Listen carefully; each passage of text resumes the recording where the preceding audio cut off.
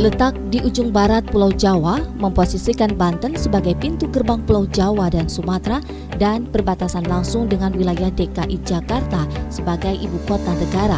Posisi geografis ini tentunya menyebabkan Banten sebagai penghubung utama jalur perdagangan Asia dan internasional, serta sebagai lokasi aglomerasi, perekonomian, dan permukiman yang potensial.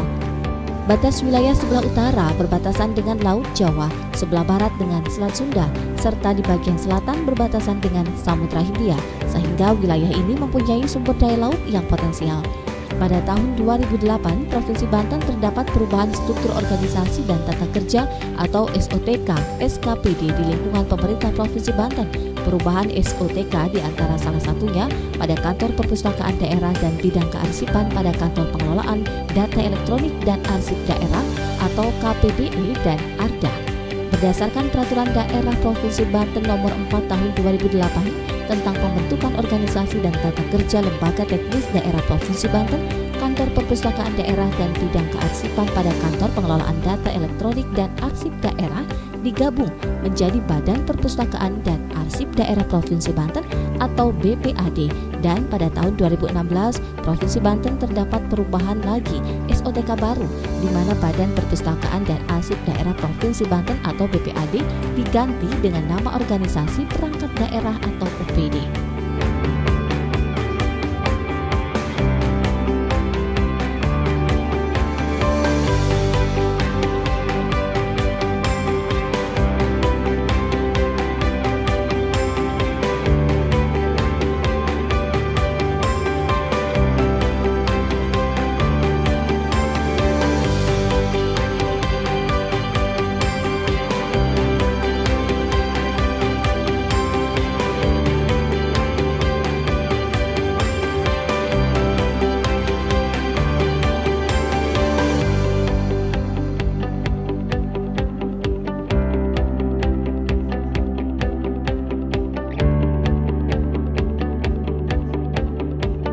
Dinas Perpustakaan dan Kearsipan atau DPK Provinsi Banten diberdayakan relevan dengan amanat Peraturan Daerah Provinsi Banten Nomor 8 Tahun 2016 yang mengatur tentang pembentukan dan susunan perangkat daerah Provinsi Banten. Pada pasal 2 yang dinyatakan bahwa Dinas Daerah Provinsi Banten terdiri atas Dinas Perpustakaan dan Kearsipan yang merupakan tipe B, menyelenggarakan urusan pemerintahan bidang perpustakaan dan kearsipan. Perubahan struktur organisasi dan tata kerja SOTK OPD ini selain menyelenggarakan tugas dan fungsinya sebagai lembaga pengelolaan perpustakaan juga menyelenggarakan pengelolaan arsip. Pengelolaan arsip dinamis pemerintah daerah provinsi dan BUMD provinsi. Pengelolaan arsip statis yang diciptakan oleh pemerintah daerah provinsi, BUMD provinsi, perusahaan swasta yang cabang usahanya lebih dari satu daerah kabupaten kota dalam satu daerah provinsi, organisasi kemasyarakatan tingkat daerah provinsi, organisasi politik tingkat daerah provinsi, tokoh masyarakat tingkat daerah provinsi. Pengelolaan simpul jaringan dalam SIKN melalui JIKN pada tingkat provinsi. Pemusnahan arsip di lingkungan pemerintah daerah provinsi yang memiliki retensi di bawah 10 tahun. Pelindungan dan penyelamatan arsip akibat bencana yang berskala provinsi. Penyelamatan arsip perangkat daerah provinsi yang digabung atau dibubarkan dan pemekaran daerah kabupaten kota. Penyelenggaraan autentikasi arsip statis dan arsip hasil alih media yang dikelola oleh Lembaga Kearsipan Provinsi. Melaksanakan pencarian arsip statis yang pengelolaannya menjadi kewenangan daerah provinsi yang dinyatakan hilang dalam bentuk daftar pencarian arsip. Penerbitan rekomendasi izin penggunaan arsip yang bersifat tertutup yang disimpan di Lembaga Kearsipan Daerah Provinsi. Pelaksanaan fungsi lain yang diberikan oleh gubernur terkait dengan tugas dan fungsinya.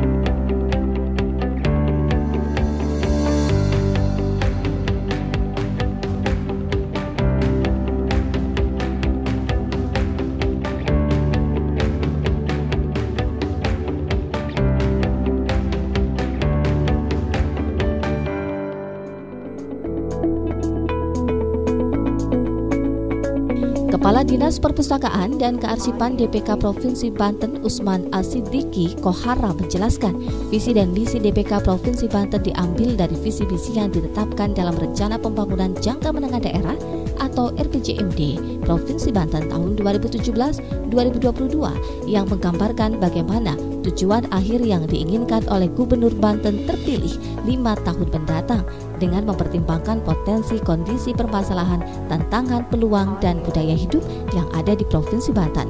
Menurut Usman, di pemerintahan Provinsi Banten tentu saja melihat dari perspektif visi dan misi Gubernur dan Wakil Gubernur Banten tentang menciptakan tata kelola pemerintahan yang baik, di mana hal itu sangat membutuhkan kearsipan yang baik. Pengelolaan arsip yang baik tentu saja akan mendukung serta membuat tata kelola pemerintahan yang baik.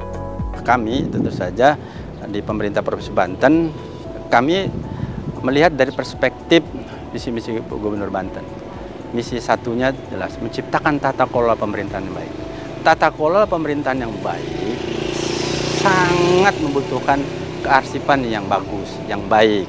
Pengelolaan arsip yang bagus, yang baik tentu saja akan mendukung tata kelola pemerintahan baik. Karena apa? Pemerintahan yang mampu menciptakan akuntabilitas.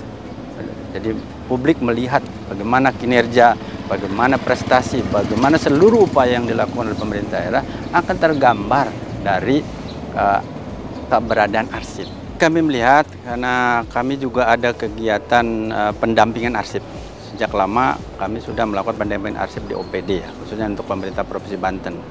Jadi di pendamping arsip itu kami para arsiparis khususnya bagaimana memberikan edukasi bimbingan bagaimana mengelola arsip yang baik itu sesuai standar kearsipan gitu. Bagaimana kemudian kalau di OPD kan namanya record center.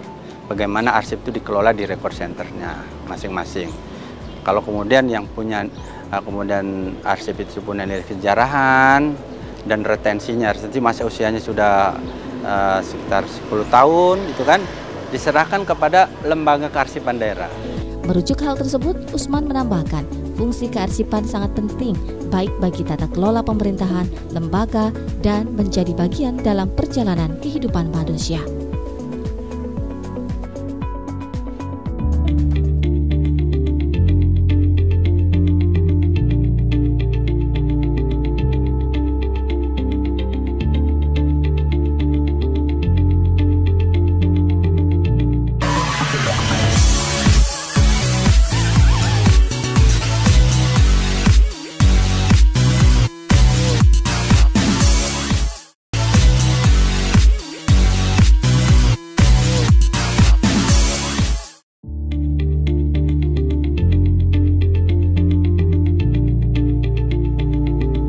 Seperti halnya perpustakaan, DPK Provinsi Banten juga memiliki gedung atau ruang penyimpanan arsip. Gedung tersebut dinamakan Depo Arsip. Fungsi Depo Arsip yaitu untuk ruangan penyimpanan arsip yang dirancang dengan struktur khusus guna memenuhi kebutuhan terhadap perlindungan arsip serta mengutamakan tugas pemeliharaan dan perawatan arsip. Depo arsip memiliki spesifikasi beragam sesuai dengan perlindungan dan kebutuhan di dalamnya. Secara umum dapat dibedakan antara depo arsip standar fisik gudang untuk menyimpan arsip yang masih menjalani proses disimpan untuk sementara waktu dan depo arsip bernilai guna yang secara fisik berstandar keamanan maksimum. Sekretaris Dinas Perpustakaan dan Kearsipan DPK Provinsi Banten, Ardius Prihatono mengatakan, arsip mempunyai peran yang amat penting bagi kelancaran aktivitas perangkat daerah atau unit kerja, karena arsip digunakan sebagai bukti pertanggungjawaban, memori, pusat ingat, dan sumber informasi yang tak tergantikan.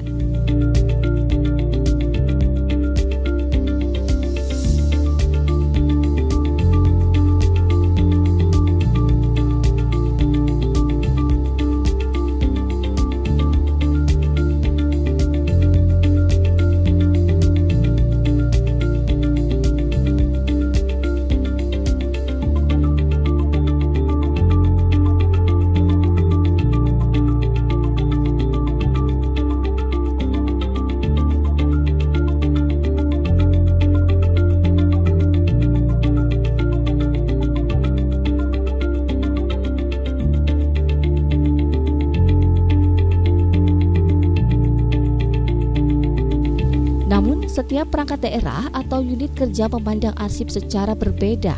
Ada sebagian yang memandang arsip sebagai sebuah hasil samping dari suatu kegiatan administrasi. Hal tersebut kemudian menjadikan arsip cenderung dipandang sebagai sesuatu yang tidak terlalu penting dan harus dimusnahkan.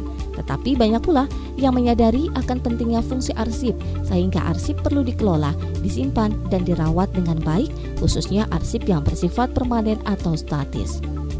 Seperti halnya di Banten, dengan seiring waktu pemerintah Provinsi Banten sudah mengeluarkan beberapa regulasi peraturan gubernur. Bahkan setelah Perda terbentuk sudah mempunyai 15 hingga 25 pergub terkait JRA kearsipan. Ini suatu keunggulan tersendiri bagi lembaga kearsipan daerah di Indonesia. Sehingga pada tahun 2019 Banten menempati posisi terbaik sebagai nominatif terbaik pertama se-Indonesia. Ini menjadikan beberapa daerah melakukan kunjungan ke Banten untuk mempelajari bagaimana membentuk suatu regulasi sehingga memudahkan OPD membentuk kearsipan. Artinya bahwa sedemikian penting urusan kearsipan ini sehingga pemerintah membentuk dan menyusun undang-undang khusus yang berkaitan dengan kearsipan. Nah, sehingga ini harus ada beberapa perombakan secara kebijakan regulasi. Dan alhamdulillah Dinas Perpustakaan dan Kearsipan Provinsi Banten dengan seiring waktu sudah mengeluarkan beberapa regulasi peraturan gubernur tentunya setelah Perda terbentuk. Bahkan sudah mempunyai 15 sampai 25 pergub peraturan gubernur terkait dengan JRA tentang kearsipan.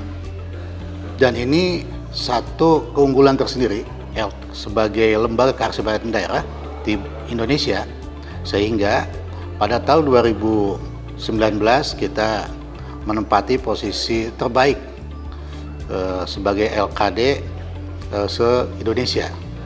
Nominatif terbaik pertama kalau tidak salah, itu mendapatkan penghargaan dari pemerintah pusat. Nah, itu satu keunggulan sehingga beberapa daerah melakukan kunjungan ke kita bagaimana membentuk satu regulasi yang akan memudahkan teman-teman di OPD maupun teman-teman pengelola kearsipan untuk bekerja secara maksimal. Nah, itu ya secara regulasi. Selain dari sisi regulasi, dari sisi kegiatan DPK Provinsi Banten mempunyai suatu tantangan sendiri terkait pengelolaan arsip. Pihaknya selalu berkoordinasi dengan Lembaga Arsip Nasional Republik Indonesia atau ANRI di pusat, serta selalu berkomunikasi terkait kebijakan nasional dan dipadukan dengan daerah sesuai RPJMD dan Renja DPK Banten. Sementara terkait kegiatan yang sudah dilakukan, Anton juga menjelaskan selalu melakukan pendampingan kepada OPD untuk membentuk suatu tempat yang diberi nama Record Center. Oke, kita kembali. Nah, ini saya akan berbicara tentang dari di mana ini ada Alba Bertiu atau pemimpin armada Portugis yang menyerang Malaka pada 1511. Di mana dalam peta ini mengirimkan sebuah peta yang bertuliskan huruf Jawa kepada Raja Portugal. Namun sayang, ini saya ambil kutipan dari seorang sejarawan. Sebenarnya bukan sejarawan doang, tapi lebih kepada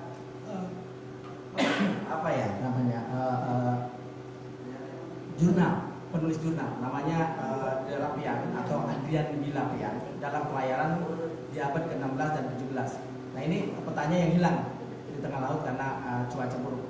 Nah, pertama kali yang namanya peta itu sebenarnya sudah disebutkan pada masa kita akan berbicara peta dan kelautan, bahwa peta dan kelautan ini ada pada masa zaman Nabi Nuh. Dan ternyata nama Banten dalam artian Banten, kita bilang Jawa Dwipa atau Swarna Dwipa, dalam kartologi Nusantara dan dunia ini ada 2 pulau besar di daerah Hindia, karena kepulauannya sebetulnya Pulau Hindia dalam keduniaan, bahwa dalam 2 dunia ini ada pulau besar. Nah, di ujung dunia ini ada 2 pulau besar, namanya Swarna Dwipa dan Jawa Dwipa. Dan ini tertulis dalam pada abad kedua Masehi, di mana ada perintah tertulis. Ini kita akan berbicara kepada salah satu kitab dalam kitab kepercayaan agama Samawi. Ada 4 ya, Zabur, Taurat, Injil, Quran. Nah, ternyata dalam kitab Taurat disebutkan dalam sebuah kutipan bahwa Nabi Sulaiman alaihissalam memerintahkan untuk mencari sebuah pulau yang memiliki emas, perak, dan safir. Itu pada abad kedua. Nah, kita akan membuka salah satu peta, Mas, membuka peta satu, Mas, di ini peta dunia yang, oke, yang nomor, sorry, yang ini, yang satu, yang ini, oke. Oke, saya punya peta dari Indian Orient. Indian Orient ini sekitar abad ke-12. Nah, di sini hanya disebutkan sebuah pulau bernama Sumatera untuk di daerah Asia ya. Ini adalah Sumatera dan Java. Nah, ini ada Batam. Ini udah masuk ke abad 15 sebenarnya. Cuma untuk yang pertama tidak ada tulisan Batamnya. Nah, ini adalah kartografi dari sebuah, saya kayaknya mendingan berdiri deh. Iya, sakit Pak palanya. Siap. Oke, nah saya punya Indian Orient. Nah, ini adalah Sumatera. Berbeda jauh dengan peta yang selama ini kita kenal. Mungkin ada yang pernah lihat peta ini? Belum. Boleh ini ya? Iya. Oke. Nah, ini adalah peta-peta yang sebenarnya disembunyikan oleh para pelaut. Biasanya semua negara-negara yang akan mencari perdagangan, semua saling merahasiakan jalurnya tersebut supaya tidak diserobot. Ya? Nah, pertama kali yang melakukan perjalanan dunia bukan Marco Polo lagi, tapi Vasco da Gama. Orang Portugis adalah orang pelaut sejati. Mereka hidupnya di pinggiran laut. Dan inilah salah satu peta peninggalan dari Portugis itu sendiri. Makanya bahasa Portugal atau Spanyol. Nah, inilah sedikit tentang peta pertamanya. Kita buka peta yang kedua ya, Mas. Banten Pak, Banten di mana itu Pak? Java di sini. Java. Kita akan buka Banten di mana? Sudah ada tulisan Bantamnya, karena ini sudah masuk ke masing-masing peta punya negara-negara masing-masing. Ini punya Portugis. Jadi kalau udah punya Portugis, ya, ini tahun abad 1500-an. Nanti saya bagikan filenya supaya kita bisa lebih dekat lagi. Oke, kita buka di sini, Mas. Oke, kita akan buka terkait dengan bisa dibaca. Oh, yang ini, yang kurang gede. Oke, kita gini dulu. Nah, ini ada sama. Ini namanya Archipelagus Lazari. Ini dari Spanyol dan Portugis. Oke. Karena ini masih menggunakan sistematik dari beberapa penggunaan bahasa. Di sini tidak ada tulisan Batam, tetapi dia menyebut pulau besar, namanya Java Mayor untuk daerah Jawa. Jadi pulau Jawa ini adalah Sunda. Sunda adalah Jawa. Oke. Nah, Java Mayor dan Sumatera. Sumatera itu tidak pakai U, tapi pakai V. SPU Sumatera. Sumatera. Karena memang ini Swarnadwipa. Di pemerintahan Provinsi Banten, ia bersyukur sudah banyak organisasi perangkat daerah sekitar 80% sudah memiliki record center. Rencana aksi DPK ke depannya, jika seluruh OPD di Pemprov Banten sudah memiliki record center, pihaknya tidak menutup kemungkinan melakukan pembinaan kepada kabupaten kota atau lembaga swasta. Untuk melakukan hal itu, tentu dengan SDM terbatas, memohon kepada pimpinan agar kegiatan yang berkaitan dengan pembinaan SDM, pelatihan, dan inovasi tenaga kearsipan harus diperhatikan dan diprioritaskan dalam menunjang kinerja tenaga fungsional kearsipan. Dari sisi kegiatan yang sudah, sedang, dan telah akan kita lakukan, kita mempunyai satu tantangan tersendiri untuk pengelolaan arsip ya. Sebagaimana berkaitan dengan SOTK kita bahwa Pergub tentang Dinas Perpustakaan dan Kearsipan ini kita tipenya tipe B ya. Tipe B itu artinya begini. Kalau tipe A itu ada pembinaan kearsipan dan layanan kearsipan tersendiri gitu. Tetapi pada tipe B ini kita ada satu bidang yang digabung, namanya bidang pembinaan perpustakaan dan bidang pembinaan kearsipan.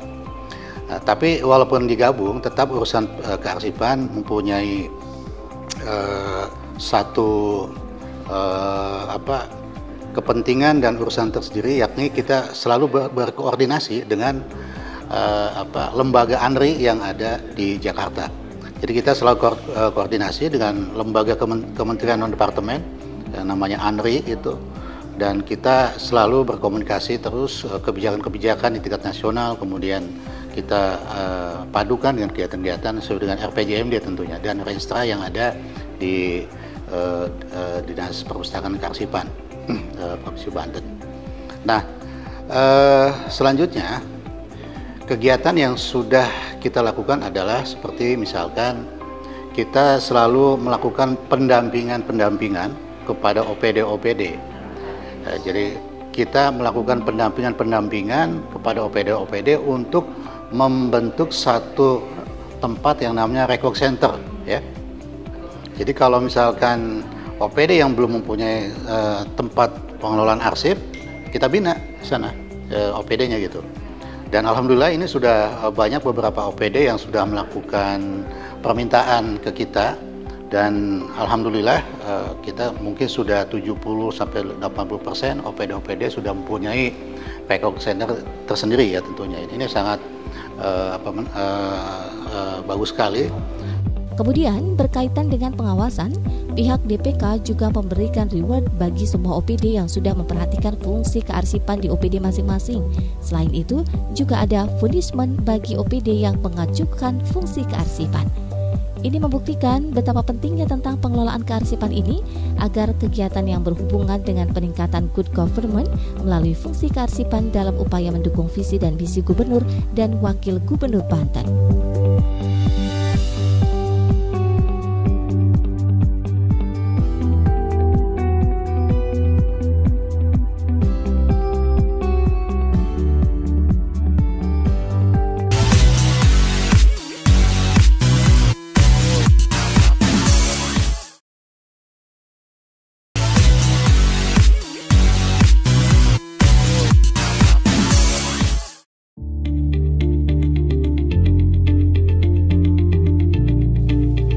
Beberapa tugas dan fungsi kearsipan DPK Provinsi Banten yang sudah dilakukan diantaranya melakukan pembinaan dan pengawasan kepada organisasi perangkat daerah, juga melakukan kegiatan yang melibatkan masyarakat umum. Beberapa jenis layanan kearsipan DPK Provinsi Banten adalah konsultasi kearsipan, layanan masyarakat sadar arsip atau Masdarsip, sosialisasi kearsipan, pemutaran film dokumenter sejarah Banten, display foto arsip sejarah Banten, duplikasi arsip statis, ruang baca arsip, dan pendampingan teknis kearsipan. Salah satu kegiatannya yakni Dinas Perpustakaan dan Kearsipan DPK Provinsi Banten menyelenggarakan rapat persiapan penataan arsip elektronik media baru.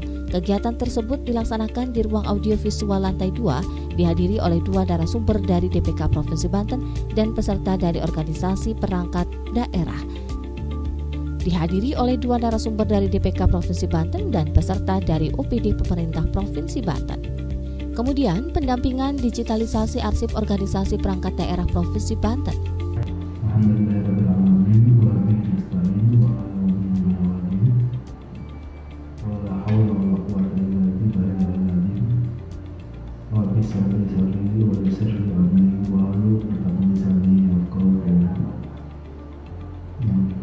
Kepala Dinas Perpustakaan dan Arsip Daerah yang berada di ini, Bapak dan Ibu dari kantor arsip daerah dari Dinas Arsip Daerah dan Perpustakaan Daerah, juga dari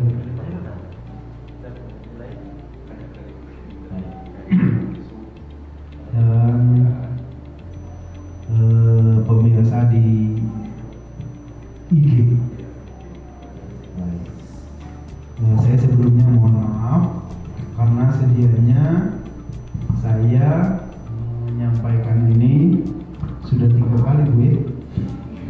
3 kali dirubah jadwal karena kondisi kesehatan saya yang tidak stabil. Pada saat itu saya sedang sakit, dan hari ini alhamdulillah bisa saya lanjutkan penuturan tentang masalah musibah. Kita mengetahui provinsi Banten itu, kita mengetahui Banten itu apa, dan akan tetapi kita terjebak pada Banten itu adalah sebuah kebudayaan. Kita terjebak bahwa Banten itu adalah sebuah suku. Nah,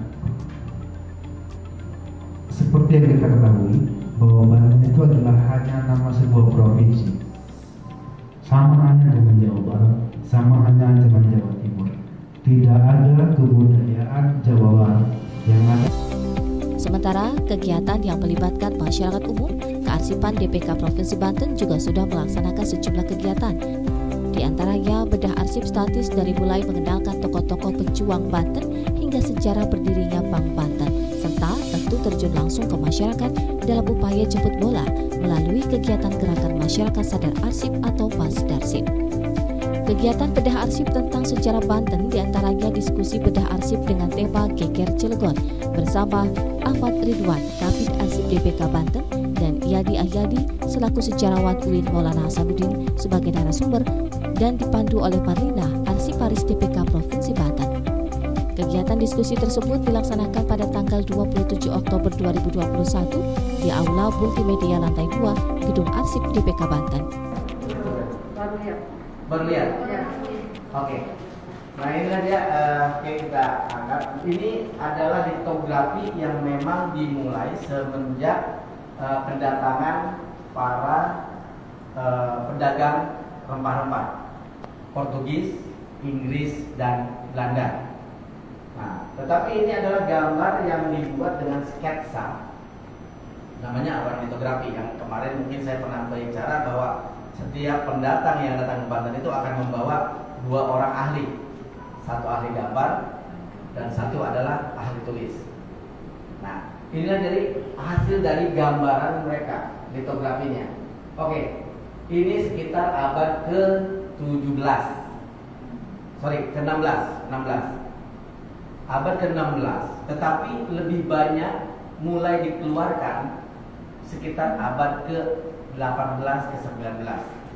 Karena waktu masa 16 ke 18 itu belum ada kamera. Jadi masih menggunakan ahli gambar.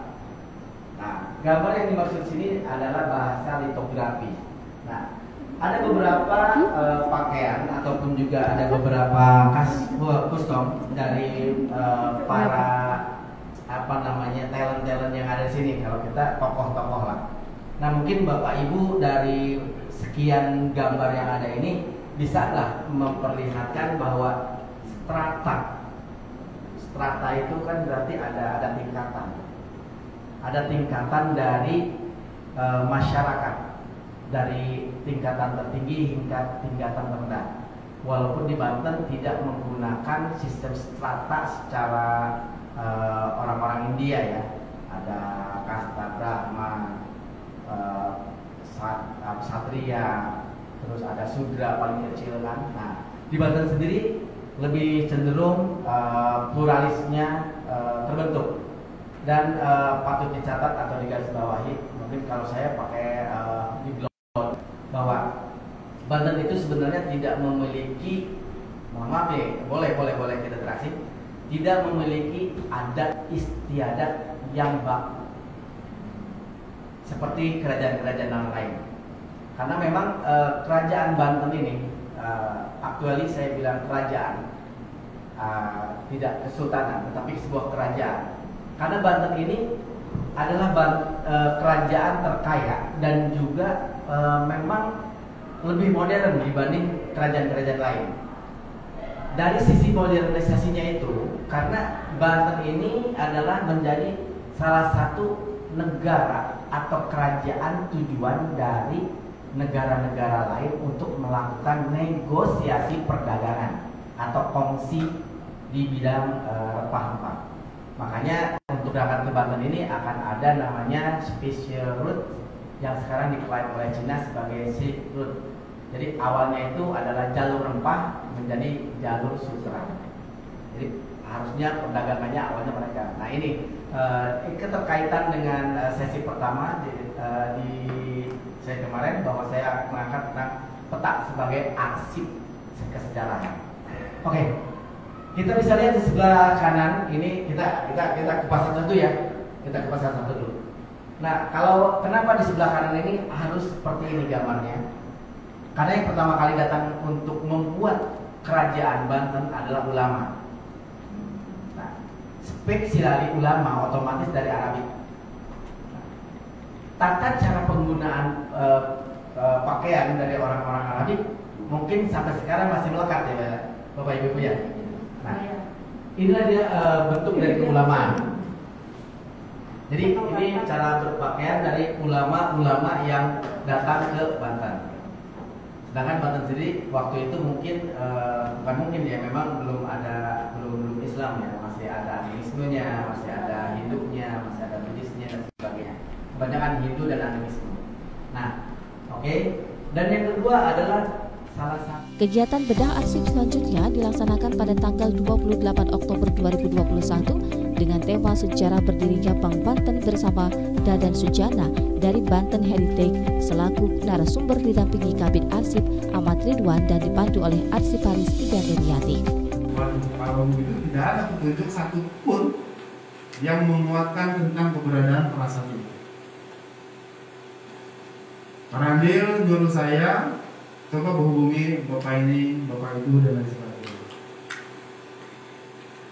Hanya pada saat itu, ya informasi yang disampaikan oleh Parandil, saya berpikir Parandil juga membaca prasasti itu.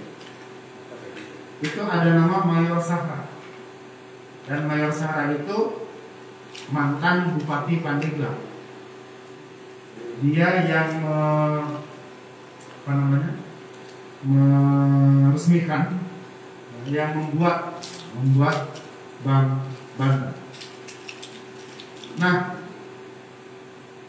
di arsip nasional ini ada citra arsip Banten. Ya, saya menemukannya dari kantor sini. Ya. Itu ada Bank Banten. Ini fotonya. Ya. Tapi hanya itu, dan dia tidak berbicara apa-apa. Saya tambah bingung, kemana saya harus mencari informasi tentang Bank Banten? Lantas saya mencoba melacak lagi, karena memang kebetulan kakak pribadi saya itu bersekolah di SMA YPP. Kalau ada yang tahu Pandeglang, itu di depan Bank Banten itu ada YPP, Yayasan Pendidikan Pandeglang. Dulu waktu kecil saya sering melihat foto kakak saya itu difoto di Bank Banten. Saya cari kemudian, tapi tidak ada foto. Waduh, saya bingung nih. Nah, akhirnya Pak Randil itu kemudian saya datang ke situ lagi, coba cari di belakang. Itu di belakang ada arsip, ada tumpukan kertas. Arsipnya itu banyak banget, sudah berdebu. Akhirnya saya datang ke situ, saya cari satu-satu, tidak ada arsip Bank Banten, tidak ada yang nyebut Bank Banten. Semuanya arsip tentang Legiun Veteran Republik Indonesia. Ya kurang lebih ada 45 menit atau lebih lah saya membuka arsip itu. Saya sendiri saja pada saat itu. Di tengah keputusasaan saya, mungkin Allah Subhanahu wa Ta'ala sudah meminta saya untuk terus.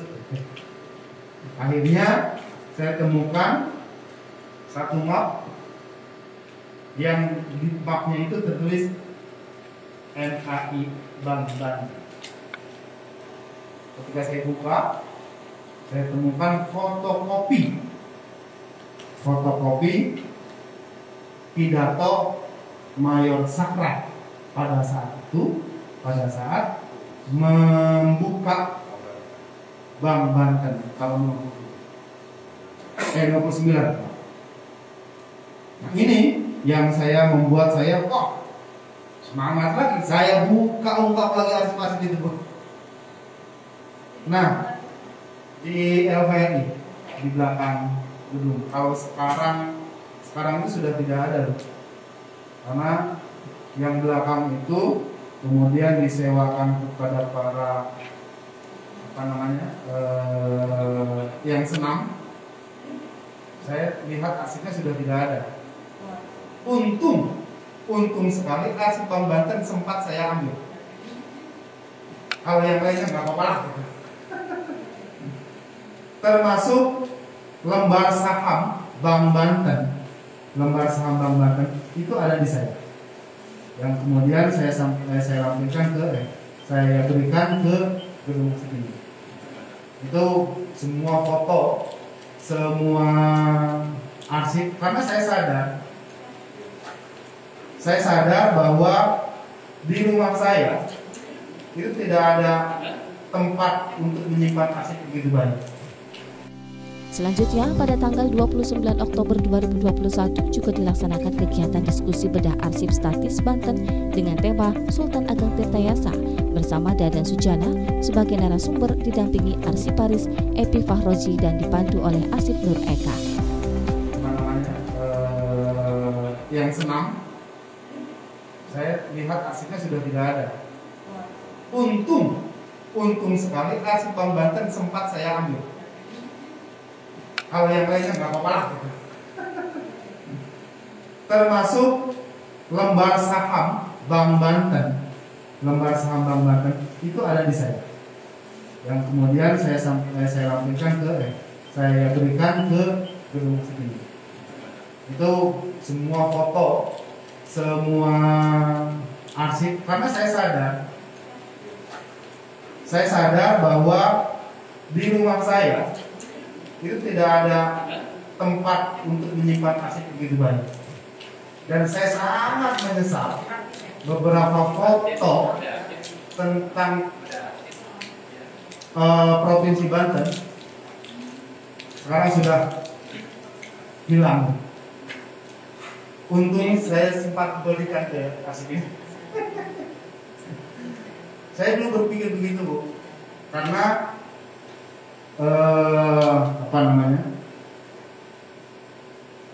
di rumah sendiri lah, saya tidak memiliki gedung yang representatif. Walaupun bisa saja saya simpan ruangannya hangat dan lain sebagainya, tapi yang namanya rayap dan lain sebagainya nanti tidak bisa dipungkiri. Nah, kemudian setelah itu saya menemukan, saya berbincanglah dengan seseorang di Legiun Veteran itu. Saya ketemu dengan almarhum Parafiudin, dan almarhum Parafiudin mengingat kembali, perasaan saya punya foto deh. Coba Pak, saya lihat. Kasihlah foto-foto itu ke saya. Hanya beberapa foto. Dan saya bilang, Pak, ini buat saya ya, ambil saja. Kemudian saya sampaikan juga ke arsip. Saya yakin di rumah para Parafiudin itu, saya yakin masih banyak foto-foto yang masih ada foto-foto yang berkaitan dengan Banten. Tetapi Parafiudin sekarang sudah meninggal, dan saya tidak sempat ke rumahnya. Saya berharap anaknya atau keluarganya itu dapat menyimpan dengan rapi arsip-arsip itu. Kalaupun sudah tidak ada, mau bagaimana lagi? Nah, foto yang ada adalah foto peresmian Bank Banten. Itu foto Pak Muhammad Hatta dengan Mayor Sahar. Nah, ketika saya cari Pak Muhammad Hatta, ternyata bukan lagi wakil presiden, Bapak Koperasi Indonesia. Ini yang saya pikirkan. Soekarno? Ya, tidak jawab. Pada saat itu kan Presiden Soekarno berpecah. Ya. Dia berpecah dengan Bung Hatta. Nah, pada saat itu saya berpikir, kenapa Muhammad Hatta? Karena di dalam prasasti itu tidak disebutkan wakil presiden Republik Indonesia. Saya cari arsipnya. Oh, ternyata Pak Muhammad Hatta memang bukan wakil presiden pada saat itu.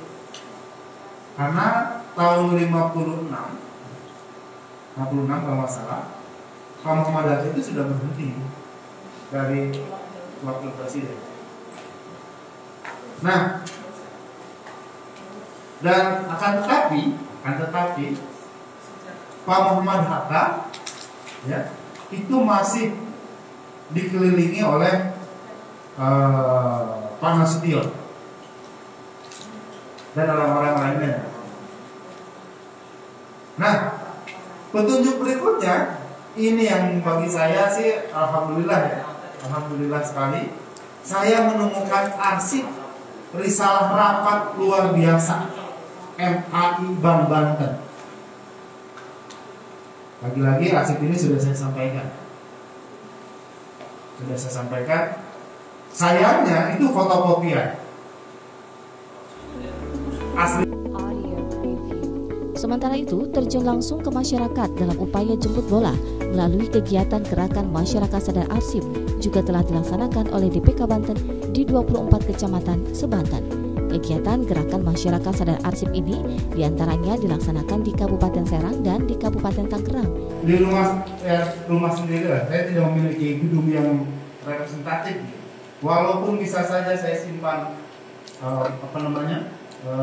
ruangan yang hangat dan lain sebagainya, tapi yang namanya rakyat dan lain sebagainya nanti tidak bisa dipungkiri. Nah, kemudian setelah itu saya menemukan, ya, saya berbincanglah dengan seseorang di Legiun Veteran itu. Saya ketemu dengan almarhum Parafiudin, dan almarhum Parafiudin mengingat kembali, perasaan saya punya foto deh. Coba Pak, saya lihat. Kasihlah foto-foto itu ke saya. Hanya beberapa foto. Dan saya bilang, Pak, ini buat saya ya, ambil saja. Kemudian saya sampaikan juga ke arsip. Saya yakin di rumah Parafiudin itu, saya yakin masih banyak foto-foto yang masih ada foto-foto yang berkaitan dengan program. Tetapi Parafiudin sekarang sudah meninggal dan saya tidak sempat ke rumahnya. Saya berharap anaknya atau keluarganya itu dapat menyimpan dengan rapi arsip-arsip itu. Kalaupun sudah tidak ada, mau dari mana lagi? Nah, foto yang ada adalah foto peresmian Bank Banten. Itu foto Pak Muhammad Hatta dengan Mayor Sahar. Nah, ketika saya cari Pak Muhammad Hatta, ternyata bukan lagi wakil presiden, Bapak Koperasi Indonesia. Ini yang saya pikirkan. Soekarno? Ya, tidak jawab. Pada saat itu kan Presiden Soekarno berpecah. Ya. Dia berpecah dengan Bung Hatta. Nah, pada saat itu saya berpikir, kenapa Muhammad Hatta? Karena di dalam prasasti itu tidak disebutkan wakil presiden Republik Indonesia. Saya cari arsipnya. Oh, ternyata Pak Muhammad Hatta memang bukan wakil presiden pada saat itu. Karena tahun 56 kalau nggak salah, Pak Muhammad Hatta itu sudah berhenti dari wakil presiden. Nah, dan akan tetapi Pak Muhammad Hatta ya, itu masih dikelilingi oleh Pak Nasution dan orang-orang lainnya. Nah, petunjuk berikutnya ini yang bagi saya sih alhamdulillah ya, alhamdulillah sekali, saya menemukan arsip risalah rapat luar biasa MAI Bank Banten. Lagi-lagi arsip ini sudah saya sampaikan. Sayangnya itu fotokopian. Aslinya belum saya temukan. Saya sampai mencari ke notaris Pak. Kalau risalah rapat atau pembentukan ya, itu pasti notaris. Ya. Saya sampai nyari ke Jakarta karena ini notaris tetap di Jakarta. Akan tetapi tidak ada notaris yang bernama itu. Saya sampai ke Bandung Pak, mencari rumah Mayor Sahra karena Pak Mayor Sahra ketika selesai dari Bank Banten kemudian diangkat dari bupati, ada sedikit. Kegiatan ini bertujuan dalam upaya membangun kesadaran masyarakat tentang pentingnya mengelola arsip dan tertib arsip menjadi fokus bidang perpustakaan dan kearsipan pada DPK Provinsi Banten agar pengelolaan arsip di kelurahan dan desa berjalan dengan tertib. Kegiatan sosialisasi ini dilakukan sebagai upaya membangun kesadaran masyarakat tentang pentingnya mengelola arsip dan tertib arsip. Semua jenis pengelolaan kearsipan penting dilakukan oleh pihak kelurahan dan desa sehingga ke depan pengelolaan kearsipan menjadi perhatian bersama. Ada beberapa hal yang menjadi perhatian dalam pengelola arsip, yakni sumber daya manusia serta sarana dan prasarana, sehingga semua jenis arsip apapun jika kedua elemen ini ada, maka pengelolaan arsip akan berjalan baik.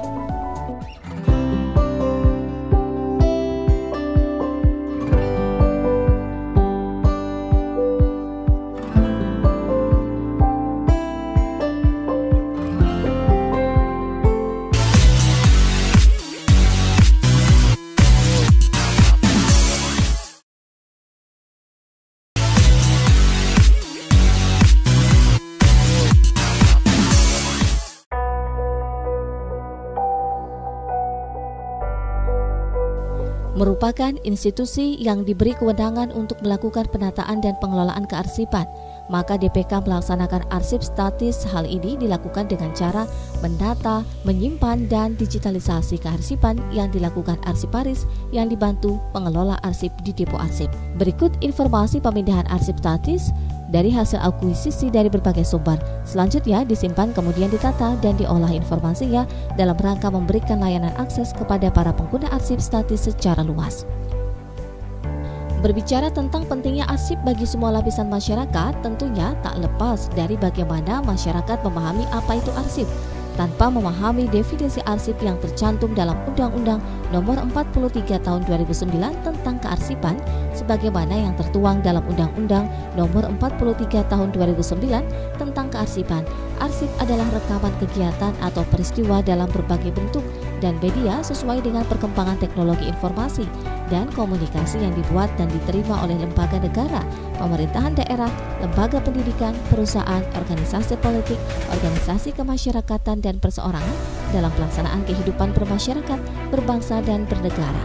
Arsip tidak hanya berupa lembaran kertas, namun juga dapat berupa lembaran peta, dokumen arsitektural, foto, film maupun rekaman suara.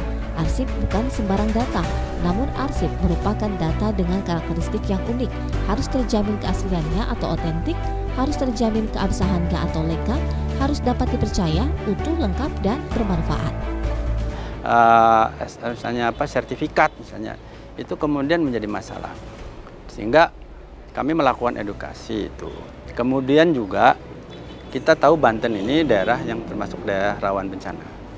kami turun pada waktu ada bencana tsunami, kemudian ada longsor ya yang di Pandeglang. Kami mulai berpikir bahwa harus ada peran yang lebih nyata, ya, terutama dalam tadi untuk penyelamatan arsipnya dengan simpan, kemudian pemeliharaannya, pemeliharaan arsipnya.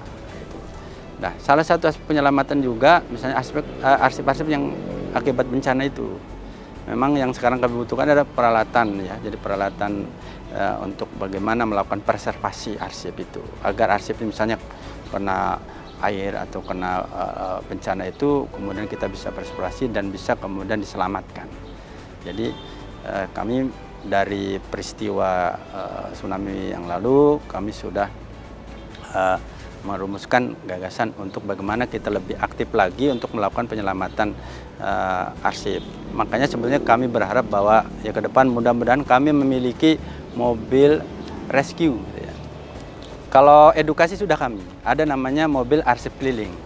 Nah, yang kami butuhkan ini ke depan ini mungkin mobil penyelamatan arsip, rescue gitu. Jadi ketika ada peristiwa itu kami turun ke lapangan, kemudian langsung bagaimana nih kemudian arsip yang sudah kena lumpur, arsip yang kena air, itu bisa langsung kita preservasi ya di tempat itu, minimal di kecamatan dulu, kemudian kami kelola di lembaga arsipan daerah kami, di kami, sehingga arsip itu bisa kami selamatkan, bisa kita selamatkan.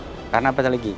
Itu menyangkut tadi hak kepemilikan misalnya kalau tanah. Menyangkut kemudian misalnya kalau ijazah-ijazahnya kan juga dibutuhkan ketika seseorang dia harus melanjutkan pendidikan. Kalau kemudian ijazahnya kena banjir, kena lumpur, itu ya tentu awalnya kita bagaimana kita preservasi agar bisa diselamatkan. Pemahaman tentang arsip inilah yang harus dimasyarakatkan agar kesadaran masyarakat akan pentingnya arsip dapat tumbuh dan melekat. Jika masyarakat Indonesia sudah sadar arsip, maka generasi bangsa ini tidak akan kehilangan jati dirinya sebagai bangsa yang mandiri, pekerja keras, dan kreatif. Keberadaan catatan rekaman kegiatan yang mengandung nilai informasi penting atau arsip tentu tidak dapat dipisahkan dari kehidupan manusia. Sejak lahir hingga meninggal dunia, manusia akan selalu membutuhkan arsip sebagai bukti fisik dari aktivitas atau peristiwa tertentu. Terdapat banyak alasan mengapa manusia menggunakan arsip, mulai alasan pribadi, sosial, ekonomi, hukum, hingga pendidikan. Hal tersebut secara tidak langsung merujuk pada pemahaman bahwa nilai informasi begitu penting bagi segala aspek kehidupan. Oleh sebab itu, diperlukan adanya kesadaran dan perhatian akan pentingnya merawat arsip untuk menjaga memori individu maupun memori kolektif bangsa. Yang paling penting juga sebetulnya, makanya ada juga proses penyelamatan dengan melalui misalnya kemudian edukasi pada masyarakat agar mempunyai duplikat lah, semacam duplikat. Jadi arsip-arsip itu kalau bisa diselamatkan dulu dengan mulai penduplikatan atau melalui misalnya scanning ya. Kalau di fotokopi atau apa itu mungkin kan tidak sesuai warnanya. Tapi juga kami juga sering memberikan jadi edukasi pada masyarakat, misalnya kalau untuk penyelamatan ijazah jangan dilaminating, kadang-kadang rusak. Ada istilah di kearsipan namanya enkapsulisasi. Jadi dia kayak dibeli kantong gitu, jadi kalau bisa dibuka gitu. Kalau dilaminating kan udah nempel dia. Kalau itu jadi enkapsul, kayak orang ada di kapsul, jadi dia enkapsulisasi dan berbagai metode yang mungkin secara bertahap akan berkembang sesuai perkembangan zaman, misalnya kemudian digitalisasi arsip. Kami melakukan digitalisasi arsip terhadap arsip-arsip yang ada. Karena walaupun mungkin dipelihara sedemikian kuat, bisa jadi karena sebuah bencana bisa rusak. Tapi kalau sudah digitalisasi, seperti di perpustakaan juga sudah digitalisasi, insya Allah dengan itu bisa terselamatkan. Jadi arsip itu masih secara otentik bisa kita selamatkan. Jadi prinsipnya juga yang sebetulnya yang paling pokok adalah arsip itu harus autentik, utuh, dan terpercaya. Otentik itu memang betul-betul, misalnya arsip tentang seseorang. Arsipnya memang otentik. Ini betul nih, foto misalnya kepala negara atau gubernur gitu. Utuh, utuh, jadi ada gambaran utuh, tidak kemudian terpotong separuh, jadi secara utuh.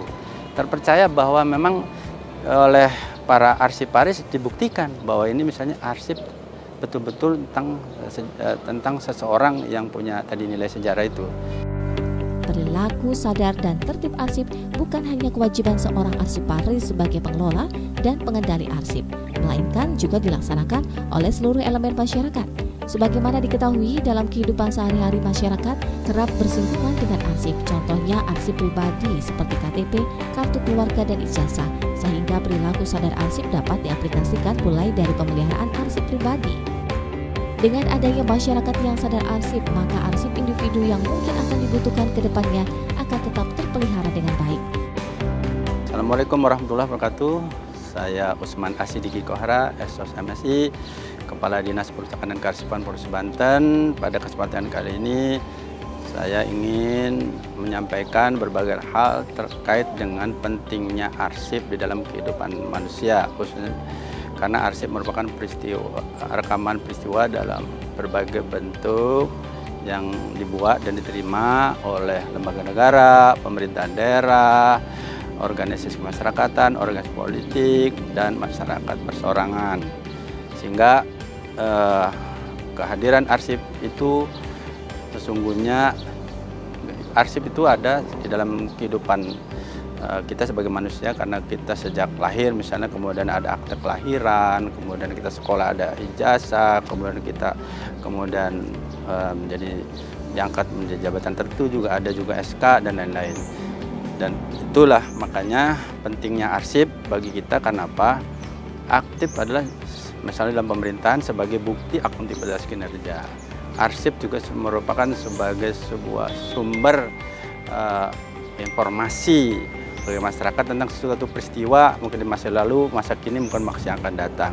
Arsip juga menjadi bagian dalam membuat legalitas terhadap apa yang dimiliki seorang tadi, seperti arsip tentang sertifikat dan lain-lain. Itu kan sebagai bukti ketika ada sesuatu hal, maka arsip punya nilai penting di dalam pemerintahan. Dia bukti akuntabilitas penyelenggaraan pemerintahan. Tanpa bukti itu kinerja, prestasi, atau segala upaya yang dilakukan dalam penyelenggaraan pemerintahan akan tidak terlihat pada masyarakat. Dengan itu kan ada bukti misalnya bahwa satu kegiatan tertentu dilaksanakan karena ada bukti arsipnya, bahwa sebuah pemerintahan, misalnya pemerintah pusat, pemerintah daerah, akan terlihat kinerjanya dari arsip-arsip yang ada sebagai bukti akuntabilitas itu. Makanya kan secara pusat ada penilaian kinerja, penilaian kemudian secara keuangan seperti apa, ada badan pemeriksa keuangan, kan itu membutuhkan arsip. Usman menambahkan, selain upaya sosialisasi tadi, tentu pihaknya juga akan membuat terobosan-terobosan selain memperkuat SDM dan membuat kantor arsip lebih menarik sehingga bisa menjadi wahana rekreasi bagi pengunjung, seperti membuat visualisasi arsip melalui diorama perjalanan sejarah atau tokoh yang telah berkontribusi bagi kemajuan Banten.